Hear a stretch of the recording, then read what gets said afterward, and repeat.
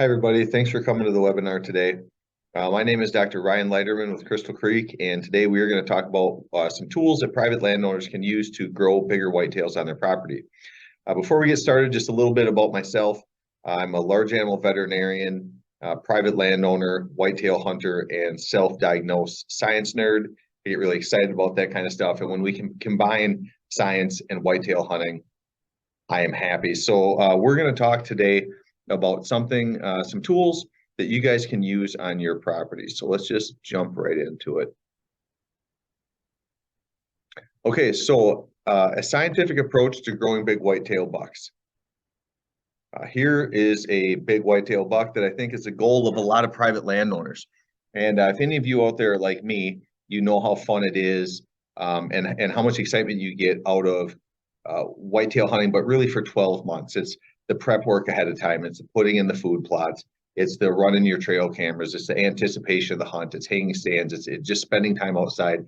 All of that is, I think, what we really derive a lot of pleasure from, with the goal of harvesting. Kind of the pinnacle is harvesting that big buck come hunting season. And the question is, what is the best way to maximize the antler size on our whitetails on our property? And this is where science has shed some new light on some techniques that we can use that I want to share with you today. So the first thing is, what is our industry currently doing? And it's possible that you're doing all three of these. I know I certainly have on my property. The idea of using food plots, corner bait stations, and mineral licks are very commonly done. And each of them are less effective than I think most whitetail hunters understand. And we'll talk about the limitations of each later on. So the first thing that we should talk about is, when it comes to growing bigger bucks, we know that nutrition is important, but where in that buck's life cycle is the most important part where in that buck's life cycle is the most important nutrition? So we have a picture here of a fawn that has just been born, or a growing yearling buck. And the reality of it is, neither one of these are the most important nutritional phases of this animal's life. It's when this buck fawn is actually in utero, growing in a pregnant doe, is the single most important time that we can influence that animal's ability to grow into a large, mature whitetail buck. And here's why. Epigenetics is the study of changes in animals caused by modification of gene expression rather than the alteration of the genetic code itself. It's a mouthful to say. It took me like 4 attempts. We had to edit those out. Finally got it now. And what does it mean? It's hard to say. It's certainly hard to understand. An easy way to think about epigenetics is this. Think about them like light switches. Epigenetics are the ability to either turn a gene on or turn a gene off. And in whitetail fawns, while they're growing in utero, they have all sorts of different genes that we can either turn on or off. And once we know how to turn them on, that unlocks a lot of opportunity for us as private landowner managers or private land managers. Buck fawns, while they're growing in utero, will have genes for antler development and size, body size, fertility, so on and so forth. And if we can turn those light switches on to activate those genes when this fawn is in utero, when it is born, it will be able to grow to its genetic potential. Okay. The way that we can manipulate the gene expression is through pregnant doe nutrition. What we've learned through the science of epigenetics is that the pregnant doe will communicate with the growing fetus via hormone signals in her blood, and essentially she's going to tell that fetus a story. And the story goes like this. Now, the first example is going to be a good body condition doe with plenty of nutrition in the winter, and this is a story she is telling her growing buck fawn in utero. Hey, little buck fawn, you are going to be born into a wonderful environment. I'm living in this environment now. The winters aren't that bad. There's a lot of food around. When you are born, you are going to be born into a really nice environment, and you're going to have to compete for does. And it would be really helpful, and you would be more successful in your competition if your antlers were larger and your body size was bigger. So because the environment that you are going to be born into is so pleasant, I am going to activate your antler size epigenetic switch. I'm going to activate your body size epigenetic switch. I'm going to turn all your switches on so that when you are born, you can best compete in your environment. Okay, let's look at a different situation. Now, this is a doe that is starving in a harsh winter, and her body is going to have a conversation with the growing fawn inside her as well through the same process of hormonal signals carried through the bloodstreams to this fetus. But her hormonal signals are going to tell a very, very different story. And her story is going to go like this. Hey, little buck fawn, we live in a pretty rough place. The winters are super harsh. There's not a lot of food around here. You're going to be born into a really hard place to survive. In an effort to help you survive, where there's not a lot of calories, I'm going to take your body size epigenetic switch and I'm going to turn it off. There's not much food to support a large animal here anyway. Stay small. You will have a better chance of surviving if your body weight stays smaller.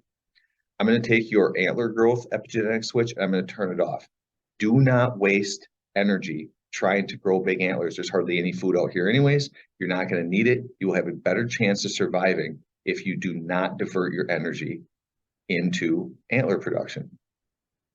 If this is a doe fawn that is inside her, she will say things like, hey, little doe fawn, there's not a lot of food around here. You really shouldn't be very fertile. I'm going to take that switch that controls your fertility and I'm going to turn it off. It would be better if you had one fawn instead of twins or triplets. There's not enough food around here to support twins or triplets. There's barely enough food around here to support yourself and a fawn. I'm going to take your fertility switch and turn it off. Another conversation that she might have is, hey, little doe fawn, if you do get pregnant and have a fawn, really watch your milk production. Milk production and lactation is extremely calorically intense. It takes a lot of energy. You really should be putting that energy on your back fat to get you through the winter. Don't make a lot of milk. It won't help you survive the next upcoming winter. And so now what we start to understand through epigenetics is these conversations are happening in every single pregnant doe throughout the course of every winter on our properties. And we want to maximize the conversations that she is sending with her hormone signals to activate these epigenetic switches so that these fawns are born with better genetic potential. Okay, so this was a study done at MSU, and this was kind of the foundation of this research. Now, we know epigenetics in a bunch of other areas of science. It applies to people. It applies to cattle. It applies to white-tailed deer. We know this for a fact. I'm just going to show you the MSU study. So what MSU did was they collected deer from 3 different regions of the state of Mississippi. They collected deer from the Delta region, which was predominantly agricultural, and those deer from the Delta region were always the largest, both in body size and antler size. They collected deer from the thin low S region, and they collected deer from the lower coastal plain region. The lower coastal plain region is predominantly forest and has the smallest body size and antler size animals in the state. And then they collect the thin low S group is kind of more in the middle. And so what they did was they collected somewhere between 27 and 30 of these wild caught pregnant does from each one of these areas. They brought them back to a farm and they put them in pens. So this is a diagram of the pens. Okay, so here you'll see the Delta group is on the left, the thin low S is in the middle, and the lower coastal plains is on the right. And keep in mind, these wild caught does were caught in the late winter at getting close to the end of their gestation when they're going to have their fawns. So they put them in these groups and they fed every group the exact same feed. Those does had their fawns. Some of those fawns were buck fawns. Those buck fawns grew up to be 2- and 3-year-olds. And at that point, the study, they measured both antler size and body size of the 3 different groups.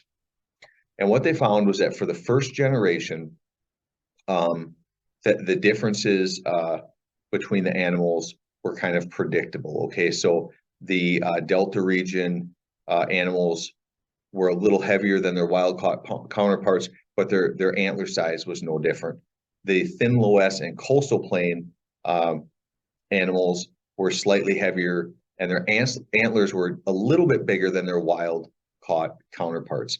And again, if the study was to just end here, I don't think the data would be that interesting, but they kept this trial going and they let these first generation animals get older, reach breeding age.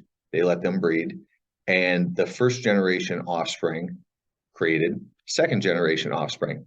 And they let those buck fawns grow up to be mature bucks. And then they looked at their body size and antler mass. And this was what was much more interesting. At this point, when you start to compare the deer from the three regions, the Delta, the Thin Loess, and the lower coastal plains, what you will find is that the deer in these pens are all the same size. Now, remember, in the wild counterpart, the Delta deer were bigger physically in antler size, and the lower coastal plain deer were smallest antler size and body size. But in these pens, there was absolutely no difference. The lower coastal plain deer had caught up both in body mass and antler size to the Delta region. So why is that? And this was the first time that we started to look at epigenetics in deer herds. The first generation does that were born in captivity, when they became pregnant, they were on such a high plane of nutrition. There was no the first theory was maybe the genetics are superior in the Delta region. Maybe the reason the bucks in the Delta region are always bigger is maybe their genetics are better. Well, if their genetics were truly better, then there should have been a substantial difference on the second generation deer between the Delta region and the other regions. If their genetics were bigger and they were all were better and they were all on the same plane of nutrition, then they should have been bigger, but they weren't. There was no difference in the genetic potential. The difference was the does, the first generation does that became pregnant in captivity, were on such a high plane of nutrition that those does activated the epigenetic markers for body size, antler size, fertility, milk production in their females. So when they were born, they were able to maximize their body size, and that's why we saw that the size difference between the three groups was eliminated. This was the first kind of groundbreaking research that showed that the epigenetics principles that we already knew that happened in humans and cattle also affected deer growth as well. So that old saying, "You are what you eat," is true, but as it applies to whitetail deer, they're really what their mother ate while they were pregnant with them. And the biggest takeaway from this is, if you want to grow bigger bucks on your property and your whitetail herd is subject to harsh winters, the most important thing you can do is focus on the nutrition of your pregnant whitetail does. Turn those light switches on, and that will, in effect, create whitetail buck fawns that can grow into larger, more mature whitetail bucks. Okay, so the takeaways from this study are, don't worry about calling out the genetics. The MSU trial showed that you have very little control over the genetics of a free-range herd, and that it's not the genetic makeup of the deer herd that's the problem, it's the genetic expression of the deer herd that is often the issue if we do not have adequate body size or antler size on these bucks. The other thing, and this is probably the biggest takeaway, is focus on the nutrition. What can you control? If you cannot practically cull and manage a deer herd genetically, then what you can control is the genetic expression of that population, and you can control that through epigenetics and focusing on nutrition for the pregnant doe. Also, be realistic about your expectations, because big changes take time. In this idea of better doe nutrition will yield larger bucks over time, we know that we need multiple generations to go through this before we are really, at least 2 generations before we are going to see the biggest changes in the whitetail antler and body size that we want to see. So be patient. Don't commit to just 1 or 2 years of doing this. If you're going to put together a plan to maximize this concept of epigenetics on your property, stick with it for 5 years, 10 years. This is a long haul type of game. So let's just kind of go back to the current industry techniques, and let's just touch base on food plots, corn, and mineral licks. We don't have a lot of time today to delve into the mineral licks topic, but there was 2 studies out there, university studies, that showed that mineral licks supplementation has absolutely zero impact on antler growth for whitetails. Mineral licks, I think, do have value, and I've used them in the past before. I actually think their biggest value, though, is providing vitamin and trace mineral and macro mineral nutrition for lactating does while they're feeding their fawns over the summer. We know that mineral licks do not impact antler growth, but I do think there may be some benefit to the health of the does while they're lactating. Corn is interesting. What this study really showed for the epigenetics and the MSU trial was that when it comes to nutrition, there's a couple different categories. There's energy and there's protein. Most of our deer in the Midwest are actually more protein limited than they are energy limited in the winter. There was a trial where there was corn supplementation over the winter and protein supplementation over the winter.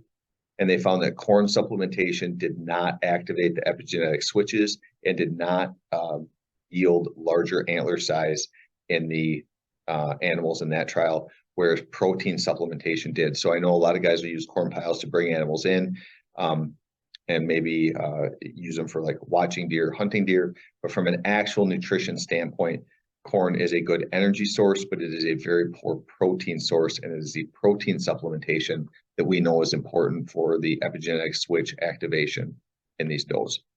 The last part is food plots. A good way to think about the idea of food plots is anything green that you see in the woods is typically considered to be high protein. The problem is these does are suffering from a low protein situation from November through, say, end of March, early April. And most of the time, those food plots are no longer green and that material is dead. So while food plots might be helpful to help guide and move animal behavior, they might be helpful to create pinch points to hunt from a practical nutritional standpoint. While does are pregnant, food plots are rarely helping with the protein supplementation topic. So what Crystal Creek has done is put together a brand new approach to deer management with the creation of our baby buck protein pellet. Okay, so baby buck is a protein pellet sold in 50-pound bags that was designed and formulated by both myself as a veterinarian and our professional nutritionist on staff with the idea of feeding the pregnant doe to help meet her protein requirements so that she activates the epigenetic switches in the growing fawns.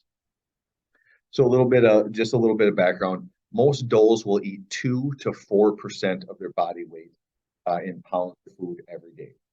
Our goal is to try to provide 1% of their daily intake, 1% of their body weight of daily intake with a baby buck pellet. So if the average doe weighs 130 pounds, our target would be to have that doe eat somewhere between a half a pound to 1 pound of baby buck protein pellet per day, somewhere between the months of November and March. And by doing that, not only are we helping with the protein supplementation and some energy supplementation, which needs it in the winter, we also have things like vitamins, trace minerals, macro minerals in there that are helping the growing fetus as well. So again, a tremendous amount of effort went into formulating this pellet. We did a lot of research, used a lot of resources, some pretty advanced nutrition balancing software, and a formulated baby buck.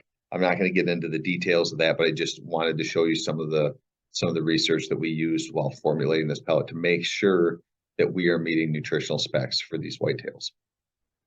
It comes in a pelleted form. It's easy to feed, and it's easy to put out in any type of weather condition. I think the main thing here is the idea of protein supplementation for your winter protein supplementation for your deer herd is very sound science.